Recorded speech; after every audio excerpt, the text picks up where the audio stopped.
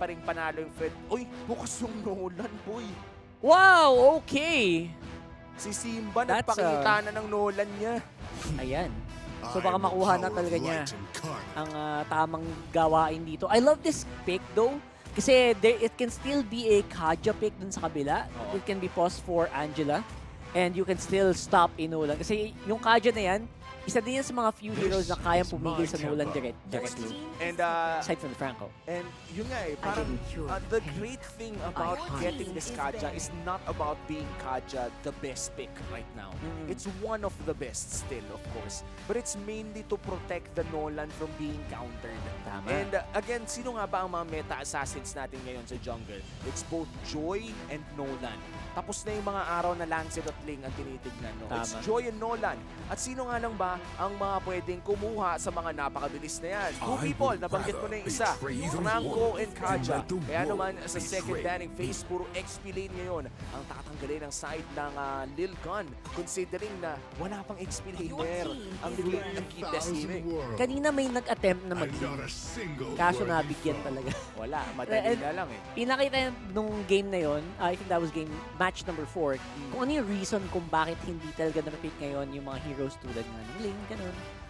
There's just so many better picks right now. Yeah. And for more scenarios, more lineups na available, itong Nolan na to, grabe. Now, Baksha is something na maybe pwedeng hindi mo sasabayan, di ba? Pero you can do other things with it. Pag pinik ito ng Lil Gun. And usually, when I see the Nolan tapos nagtatanong sa akin ng recommendations yung mga kalaro ko sa RG, I only say any tank jungler would do. Because the worst thing that this Nolan could do to you, apart from stealing your camps, is to actually kill you. Yes. And if you're playing a tank jungler, isa lang yung pwede mangyari doon. Mastilan ka ng camps. And at least, hindi ka niya mapapatay. At the very least, di ba? Yun nga eh. I mean, sobrang crucial kasi pag namatay ka and before ka mag-level 4, around the first set of buffs, pag naisipan lang ng Nolan, parang okay, I feel good today. Patayin ko lang kaya. Patayin ko kaya yung kalaban ko, level 2. Wala kang magagawa. Hindi mo kaya sabayan ng Nolan, boy. Huwag mo nang pilitin. That's true. Pwede na mag-get ng level 2, no? Because the power spike of this Nolan is extremely early. He has 3 procs of boosted damage because of his passive, his dash, and his first skill as well. That's at least 1 to 3 procs of high damage for a level 2 hero. Yeah, and the only way to deal with that, man, kailangan yung tatlong membro ng team mo pumrotekta. Yeah, and as there's the Baksha. There goes the Baksha for the side of Lil Gun. And the Valentina is there, no? And I just love this Valentina pick against the Kaja. Kasi kitang-kita to sa amateur scene ng Philippines, I think, 6 months ago or 8 months ago, kung saan sobrang uso pa ni Kaja. And ang gagawin parate is Valentina yung kabila para may divine judgment din sila. That's true. Isa yun sa mga thank you moments. Oh, mga thank you. By the way, yung mga hindi nakagets ng thank you joke, game 1, yun yung ping na ginagamit kapag pagka may naagaw kang objective. Oh, I'm sure nasabi na sa inyo yun. Huh? Okay. Farsa locked in for the side of KBG, and I would say that this is a very high damage lineup. All of them have insane burst damage. Yung Edith lang hindi. Edith actually, mahapdi din yan pag nag-primal rat na eh. So I would say everyone wants to go for the kill here. Para sa KBG, I mean, I would say na parang mas maaga din mag-activate, right? Mas maaga mag-activate yung lineup to. The moment they hit level 4, we can go. We can go, go, go. And this gives a lot of options for Forbid, no? This is actually Forbid's time to shine. Because the only bad ultimate here would be the torn apart memory. Kasi hindi ka pwede mag-stack. You could also steal away part of the fracture coming in from the Nolan, but it's not optimal. Regardless, may option ka of getting Divine Judgment or Feathered Airstrike. All of which would be really great ultimates. But hey, if you need additional sustained damage, stealing away yung Primal Wrath ng Edith is also a good option para kay Forbid kasi magiging Edith ka. Magkaka-shield ka ulit. Magkaka-shield ka din. Tapos babanat-banat ka. And yung Edith na yun, nagiging scaling sa magic. That's true. Eh, ikaw, saksakan ka ng magic. Yeah. And the thing is, when you have magic damage na stolen Edith ultimate, usually you deal more damage. Exactly. So, mas masakit ka pa sa OG. Oo, mas masakit ka pa sa OG. Pero mas makunat siya. Mas makunat siya, syempre. Makunat siya. Malamang. Malamang. Parang andugi naman sobrang. Daya naman. Daya mo naman. Kung yun yung makuha mo. And overall, no, they went, KBG went with the usual answer to the Valentina. Instead na gutumin nyo, busugin nyo ng sobra-sobra. At the end of the day, isa lang ang pwedeng agawin ni Valentina. It's either 1 5 of 3. seconds That's right. till the And enemy a game reaches without the the Faramis, by battlefield. the way. Wow, Smash them. what a change of pace. It wasn't even bad. Troops It was deployed. last ban siya. Oh, last ban. Welcome to Something, Mobile yeah. But Legends. this is one of the first, actually the first game na makikita natin ang isang Farsa. So for the Farsa Grabe. users out there, breath of fresh air, may mapapanood. Magingay! Magingay mga Farsa users! Oo, Farsa users. Nakikita. Parang yun yung requirement, no? Kapag Farsa ka sa professional scene, kailangan may Phoenix ka na collector. Ay, matik yan. You gotta flex, bro. That's Yun yung true. maganda effect eh. Oo. Yun yung mga inaka-intimidate yung effect. Alam mo yun, Kitang-kita. sumasabog eh. Pero yung ako, kumapiliin ako, I mean, collector skin is great, but the Leon Shigetsu one, yung Ay! bago. Yung ano, I like no? that. Nako, it's very colorful. Very colorful. And sa ngayon, no, ito lang yung skin na meron si Nolan, yung Void Walker. Pero, uy, grabe, wala Kita mo? siyang nagawa. Kita mo, guys, this is the exact reason why. Kung assassin yun, bugbog sarado yun. Now, with the Baksha, hindi niya kayang ipuwersa. Oo. And especially na may Angela pang malapit. Diba? And yung Angela na yun is not just sustaining but also dealing damage kung maganda yung angulo. But a 3v3 here in the mid lane. Early flicker from Lumo. Yeah, of course, flicker already used as well para dito kay Tide. But look at Simba. He can finally get some kills. Oh, At yun level na four. nangyari dito. Bang! Hmm. Sayang, pogi Magandang na sagot. sana. Pogi play na yun. Daming low HP. Sayang. Hindi na gitna, masyad na overshoot yung fracture. Parang kung nakita niyo yung angulo ng fracture, nasa gitna siya nung dalawa. Ay, assassin users will know. Ayun. If Nolan user ka, alam mo na, this is it. Pansit na sana yun eh. 1 inch away from securing another kill and potentially walking away with his life. But again, it's in a perfect world, no? Tsaka ang hirap kaya, no? Nagle-level up ka ng skill habang pumamatay Yun ka. nga eh. Sakto kasi nag-level siya sa gitna ng laban. Oo. That was very clutch though. Oh, it was very That could be clutch. clutch rather. That Could have been clutch. And still a very close game. First turn paglalabanan dito ni Zora at pati na rin ni Simba. Pero si Simba ay nasa kabilang barangay pa. Ako si Simba para naghahanap yata ng target Ethan. dito. Boss Ethan, feeling ko, feeling ko, lipad eh. Nakasprint! Sprint. Ay, nahuli na lockdown. Oo, na-lockdown. Beautiful Curse of Crow. And apart from that, no, yung game sense din, di na pumasok yung Nolan eh. Sinugatan na lang niya yung bush. So good play overall. And I would say, speaking of good play, Aizen, hindi niya pinapuwersa. And a flicker forced from Forbid. Yeah, and also the heart guard na gamit na rin dito sa mid lane, which means na for the next skirmish, no, ay walang heart guard at walang flicker dito si Forbid. Yeah. And that's a big thing for Keep Best Gaming, but the next big objective kasi is 80 seconds away pa. By that time, kung Not walang bad. mangyari sa gitna, nandyan na ulit lahat ng mga battles. Look at this 1v1, man. The Nolan just, wala eh. Wala talaga eh. Ay, pero pag nahila, ibang usapan na yan, boy. Pero kita mo, Ay! buhay pa rin! Munti ka na yun, Hindi ka na bossing. yun, boy ah. Love hurts. Love hurts. Ano kanta yun? Wala na. Sorry, idol. Doon tayo Natapos ang ano, sa The connection ends. sa age gap natapos. Sa age gap natapos. Oy, Ah! kahit may age Okay gap, lang. mukha tayo ka-age. Oo naman, yun importante. Yun Okay ang na ako doon. importante. Hindi nagbabago ang itsura mo. So far, I would say na okay pa tong game na to kasi they haven't even tapped onto the 1-1 yet. That's true. Which is very crucial if you think about it. This is where dapat malakas yung 1-1 sa dueling. Oo, tsaka bukod sa dueling na malakas yung 1-1, no, ay yun, ang lakas din ng factor niya na makabuhat ng laro pagpasok ng late game. May trauma pa nga yung Keep Best Gaming mula sa Oo. 1-1 na nakalaban nila yung 2-1. Ano, naalala ko lalo. Oy! Ay! Nahila ng malupit yun. And Tides, flicker na naman. Buti lang may flicker siya, pero looks like it's not good enough to save it. Grabe naman yun. Full range final slash. Mula sa base nila ay binalik papunta doon sa river. And Team Nilgun right now with the momentum. At si Zora ay bibigyan ng dalawa. Pero ang una, tapos may Grabe leader talaga. pa. Ewan ko, napakaganda nung naisip nila dito na dinagdag yung Angela, yung back siya sa Angela. Oo nga eh. Parang naisip, parang anong gagawin nitong Nolan na to? Kanina pang subok ng subok si Simba, min. Oo. Nakailang try na yon. Pangatlong subok na yata yun, pang-apat na nakipagpakbakan siya. Talagang pinipuwersa niya. Kaya ko to, ego trip na to eh. Kaso hindi talaga. Partida, 2 kills by sa kanya, no? And all of the kills, pero mukhang si Simba ngayon. Sino makakuha ng turtle? It looks like it's going to be secured by the back siya as well. Simba, konti na lang! Ako po! Ayan na, nabigyan na. Finally, asantay bro. Nakakainis. Si Watay. O yan, sige, ulitin pa. Isa pa. Oh, Bebex looking for Ay, the play. Bebex, nakahuli yata ng isa. Getting into a position where you can fly. And there you go. Finally, we did see ito yung alas ng Team Lil Gun. Nagkamali ata ng flicker si Godyang doon na nabigyan pa niya ng angulo yung 1-1 to pull off the crossbow of Tang. And that's quite unfortunate for the side of Keepless Gaming. We're back to this scenario kung saan damang na naman sa early game ang side ng Team Lil Gun. From the bush play kasi. Bush play kasi, kumbaga nilakaran niya. Tapos ang masama pa nun is Bebex was the one entering the bush. Oo. Naku, wala ka na talaga magagawa. Oh my goodness though, Zixaura still getting the purple buff. At habang nangyayari yan, nakikipag-2v1 naman sa taas yung isa. And there you go. Itong gold laner ng Lil Gun, I feel like he can do a lot. Now, lalo pa ngayon, nandito na sila Forbid. Nandito din sila Zixaura. Oh no, looks like Godyang will be trying to do damage pero hindi yun sapat dahil may Angela pa rin. Makakalipat! Si Bebex sa nakalipat pa! May reset pa nga! Grabe, boy.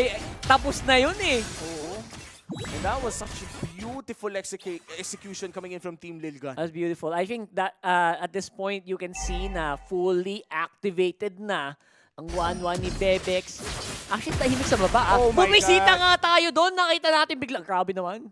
Kakalibat pa lang ng camera. Umaksyon agad si Aizen. Naramdaman niya yung camera nasa kanya eh. Oy, my time to shine. My time to shine! Tsaka nag-flicker siya papasok doon sa Nolan na low HP dahil alam Ay, niyang nako. kaya niya nang mapatay. Pero that's a big thing kasi magkakaroon ng turtle. And usually, XP laners love to hold on to that flicker before the next big turtle. Kasi ikaw yung magzo-zone eh. And hindi yung roamer usually yung main zoner kapag objective such as a turtle. It's the XP laner.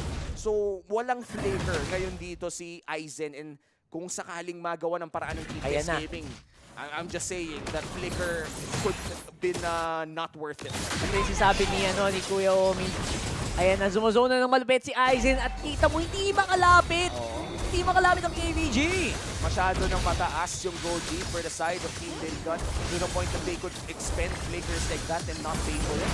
Ako, si Suyo, napagamit ng flicker at nilipatan na nga Primal Run will be available. Pero may laban pa nagagana dito. Uy, masakit na din tong Masakit na din tong Balag Brody. Oo, namatay pa nga. Godyang with 2 kills and a shutdown on the 1-1. This is really good for Keepes Gaming. They cut down the lead mula 5,000 papuntang 3,000. Mukhang maglalaban pa nga dito sa mid-lane. 3v3. Ay, playing it around. Naku po, nasobrahan yata na laro si Zixaura. But as a back siya, pwede siyang maglakad lang palabas. And you can see yung kanina, nagulat ako sa damage ni Godyang. One hit niya from 90% to 10% yung Angela. Parang batang binigwasan si Ethan eh. Kaya nga That was such a big hit coming in from Godyang and that is I think an Heptasis powered attack. Heptasis with Road to Malefic na din yun eh. Oo nga, and he already has the Malefic Roar. And I'm really happy to see this, no? Kasi last game, pinilit niya yung Heptasis. Ay, pinilit niya yung si Halbert, pero look at that, Ethan! Ayun na nga. Ang Keep Best Gaming, yung mga maliliit na butas sa armor ng Vilgan, hinahanap nila eh.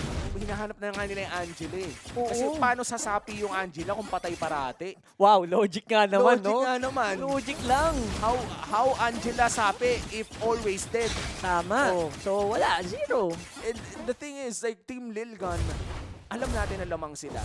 But this is also the trend in Game 1. Kung saan, bakit tayo nakatingin dito? Ang saya naman ito. Ang sipag. The hardest working turret. The hardest working I love it. Pati yung stream director natin, tumatawa Oo doon. naman. Pero look at this. Kita mo, pwede din silang umabante tulad nung nakita natin the previous game. Very early on, 9 minutes pa lang, pwede na silang ang braso. Yun ang pwesto ngayon ng Lil Gun. And Game 1, Game 2, Game 3, men. Sila lagi yung lamang sa gold, ha? Oo, Pansinin mo yun. And that's a lot of early game pressure coming in from Team Lilgan. And the weird thing about this is, even if the early game pressure coming in from Team Lilgan is immense, nakakapalag yung keep gaming. Sumasabay, men. Legit na, hindi ko na-feel na, ay, ayoko na, wala na. Oo. Ano ko na to, alam mo na mangyayari to. Hindi.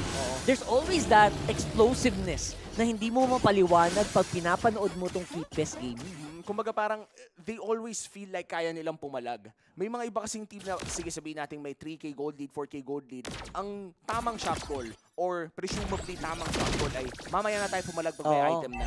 Pero yung pwestuhan ng Keepers Gaming, ang pwesto nila parang may item sila. Exactly. Like right now, gold lead, lalaban kami! Let's initiate the team fight pero babagsak muna si Godyang. And there you go, the Angela difference, the advantage that you get. At sasali pa si Bebex! Nagsisitakbuhan na ang ating mga tropa sa Keepers Gaming. Lalaro pa sa ilalim ng tore. Naku po, madadali si Lumo. Gonna be able to fly away, pero there you go, Wyoming. Oh, first lord of the game, plus 2 kills. Sulit na sulit. And makakadepensa naman siguro ang Keep Best dahil magiging 5v5 din by the time na nasa base na. Very strong. Suya though is gonna be 10 seconds out. That means na walang frontline talaga dito na available. Ang Keep Best Gaming nagamit pa yung flicker nila. Oh, that is quite unfortunate for Keep Best Gaming na yung Kaja kinailangan mag-flicker, no? Usually, yun na nga yung chance nyo na kapag malapit na sa base, tsaka mo flickeran plus the ultimate. But used defensively, ibig sabihin nito ay kailangan lang nila dumepensa by the feathered airstrike. And this is a really good angle coming in from Lumu, no? 2 lanes yung nahawakan niya. That was good. That was good positioning. At the same time, yun yung parang testament siya to anong kayang gawin ng Keepers Gaming. Pag tumagal to, they can actually clear for a long time. No? That's one of the advantages na kalimutan natin na pag meron kapag may Farsa kayo sa lineup.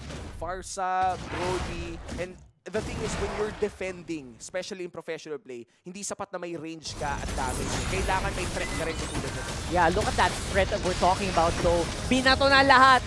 All but the kitchen sink. Binato kay Six Hour. It took all their ultimates to take them down. Pero look at this. This is the blowback. The counter punch coming in from Team Lilgan. Tapos mukhang maiiwan pa dun si CU at hindi na nga siya uulti pa. Hindi na nilipadan. It wasn't even available. Walang primal wrath na available para kay CU. And, pero buhay naman siya with the next Lord. So that wasn't a big kill.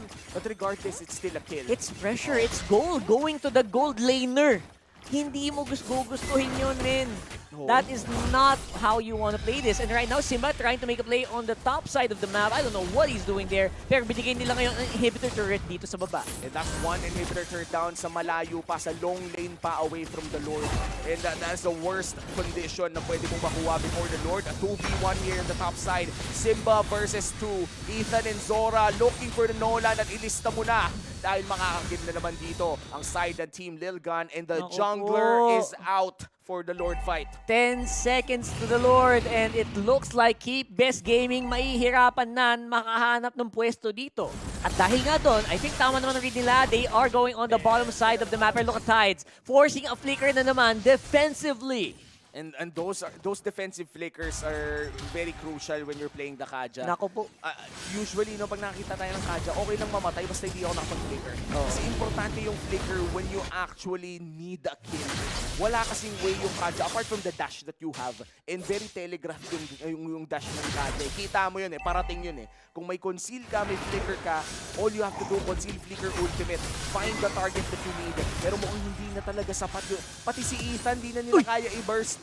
Grabe. So, yun, I actually completely agree na itong flicker parang hidden part siya, unsaid na important combo component siya ng isang Kaja.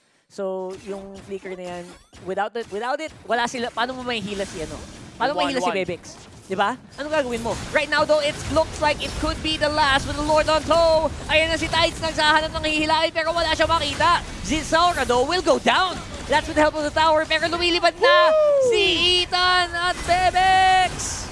2v5 pero kasama naman ang mga tropa. It's going to be Team Lilgan securing the series win. And that's it. The last game of Team KBG is a loss against the top seed. Still, GG well played for Team KBG. Mahirap din yung kalaban nila Mahirap talaga yung kalaban ng Keep Best Gaming. Literally facing off para kang bumabangga sa pader. Oo. Magkalaban mo yung Keep Best Gaming, etong si Zexaura, literal na pader. Doon sa binato, 5 tao, binato yung skills nila kay Zexaura na buhay pa for like how many seconds hanggang sa dulon-dulo. Tapos, Angela, di ba? So, bro, it was just very difficult. It was a very difficult game for Keep Best Gaming, but it was really a pleasure. Personally, it was a big pleasure watching them play. It was. And hopefully after this, we talked about this earlier, Rockhart, no? Ito yung seryeng huling beses natin mapapanood ang KBG for a long while. Matagal-tagal ulit bago ang sunod na international tournament dahil for the next few months actually for the few weeks rather, ay ang mapapanood na natin ay yung M5 main event natin, no? Makikita na natin doon yung mga best teams in the world, and sadly KBG All will be right, part so of them. Lil Pero isa Gun ito sa mga pwede just nating mapanood. won Kausapin the natin ang last Team Lil Gun. match for today. All right, so congratulations, guys. First of all, you guys will be advancing further to our crossover match tomorrow. How are you guys feeling? Yeah, we feel really good. You guys feel really amazing. All right, so tomorrow you guys will be meeting Nightmare Esports, am I right? Yeah. How ready are you to actually meet Nightmare Esports? Because Nightmare Esports gave out a really, really good game and a really, really good fight this wildcard stage. Yeah, I saw them and we will prepare so good for the tomorrow's match. Yeah. Okay, so you guys are feeling amazing right now. You guys are feeling good for tomorrow's match.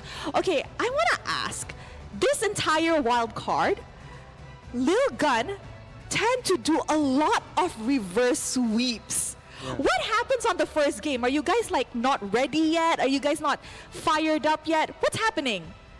I don't know. It's curse. Maybe it's curse. Oh, it's a curse. Yeah, maybe. We just always lost the first game and reverse sweep. Yeah. I see. That second and third game was a really, really fast reverse sweep too, right? Yeah. Okay, so this entire wild card, which team you felt as if it was the hardest to go up against? I guess maybe Umbrella is hardest. to Umbrella was the hardest. Why? face. Maybe their playing style is a little bit aggressive, like us, and it's just a little bit hard for us. Oh, I see. Okay, also, Ethan just broke a record here in the wild card. Ethan is the first player to achieve 100 assists in the wild card stage. So, who would you say is the MVP of Lil Gun? Today's match? Overall, in this wild card. Maybe GXR. Ooh, why would you say so? He's really so good. Yeah. He's literally so good. Okay, so before I send you guys off, I know it's late and you guys just finished a 2-1 series.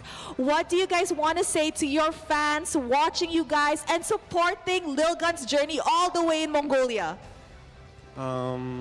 Thanks for everyone and thanks for believing us. Yeah, that's it.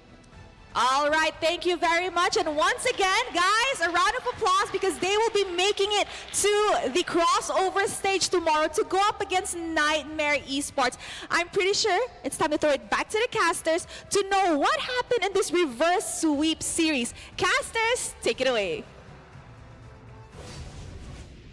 Maraming salamat, Rose. And grabe, totoo yung sinabi mo, Raka. Kanina sinabi mo sa aming lahat dito, no, sa viewers na soft-spoken. Sino nga yun? Ethan. Si Ethan. Tapos grabe yung, Yeah. yeah. Pero Soft may laman naman, spoken may to the laman naman. core. Oo. Totoo naman yung A sinabi man niya. of few words. A man of few words. Sino yung ganyan natin sa Pilipinas? It's si Black and Yellow Boy, si Super Marco. Super Marco. Si ano naman yun, si Wu. Sabi ni Mara, no? Sabi ni Mara, parang, wait lang, MVP of course is Aizen. Perfect game, 1-0-10.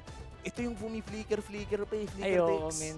Na Napakalinis. Final slash bang. In fairness wala siyang kalaro doon sa lane talaga niya eh. That's true. Parang parang happy times siya doon eh. So 1-0-10, no kills, puro assist in the last few moments of this game. Oo. I would say he did the job of an Arlot, no? Oo. A job of an Arlot na walang kalaban masyado kasi laging tumutulong din yung katapat niya. And apart from that, no, yung jump din niya, parang ang ganda ng mga final slash niya na ang layo ng nababalik. Swabe, Oo. kumbaga. And that's with the nerfs already on the Arlot. Delayed na ang final slash, but still, very nice angling coming in from Aizen.